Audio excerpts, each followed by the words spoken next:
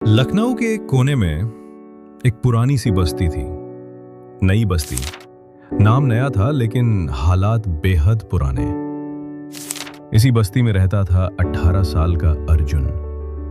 उसके पिता हरिदयाल जी ढोल बजाने का काम करते थे।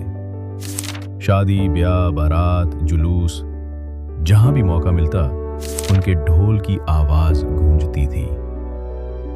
यही ढोल ही उनके परिवार की रोजी रोटी का सहारा था।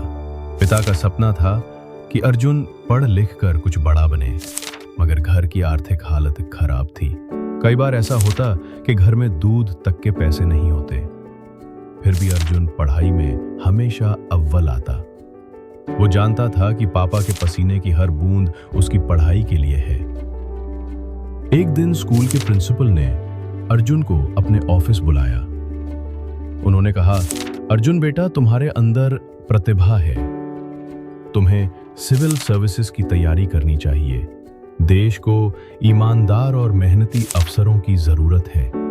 अर्जुन थोड़ा झिझकते हुए बोला, सर, हमारे पास इतने पैसे नहीं हैं कि मैं कोचिंग कर सकूं। किताबें खरीदना भी मुश्किल है। प्रिंसिपल मुस्कुराए और बोले, मुश्किलें तो रास्ते में आती ही हैं बेटा, लेकिन जो हार मान ले वही हारता है, जो लड़ता है वही जीतता है। घर लौटकर अर्जुन ने पिता को यह बात बताई। पिता ने बेटे के सिर पर हाथ रखा और बोले, बेटा, मैं दिन रात ढोल बजाऊंगा, लेकिन तुझे पढ़ाई से पीछे नहीं हटने दूंगा। अर्जुन ने पढ़ाई शुरू कर दी, लेकिन रास्ता आसान नहीं था। किताबें महंगी थीं, कोचिंग की फीस तो बहुत दूर की बात थी। लेकिन तभी उसकी जिंदगी में उसकी पड़ोसन नीला दीदी फरिश्ता बनकर आईं। वो खुद IAS बनी थीं और अब जिले की SDN थीं। उन्होंने अर्जुन को अपनी पुरानी किताबें दी, टाइम टेबल बनाया और हर हफ्ते उसकी पढ़ाई का जायजा लेने लगी। उन्होंने कहा, अर्जुन, मेहनत तुझे करनी है, मैं बस तुझे रास्ता दिखा सकती हूं। अब अर्जुन की दिनचर्या बिल्कुल बदल गई थी। वो रोज सुबह 4 बजे उठता, पढ़ाई करता, फिर स्कूल जाता। स्कूल के बाद लाइब्रेरी जाकर देर रात तक पढ़ाई करता। उसके पापा लगातार ढोल बजाकर पैसे जमा कर रहे थे। समय बीतता गया, अर्जुन की मेहनत रंग लाई। उसने प्रीलिम्स क्लियर किया, फिर मेंस भी पास हुआ। अब सबसे बड़ा इम्तिहान था इंटरव्यू बोर्ड के चेयरमैन ने सवाल किया, अर्जुन, तुम्हारे पिता ढोल बजाते हैं, क्या तुम्हें उनके पेशे पर कभी शर्म महसूस हुई?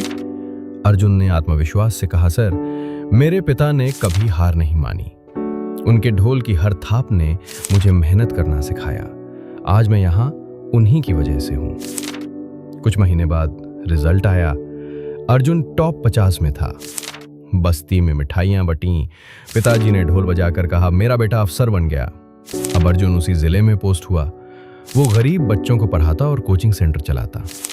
एक दिन ताने मारने वाले लोग बोले, बेटा माफ करना, तू वाकई हीरा निकला।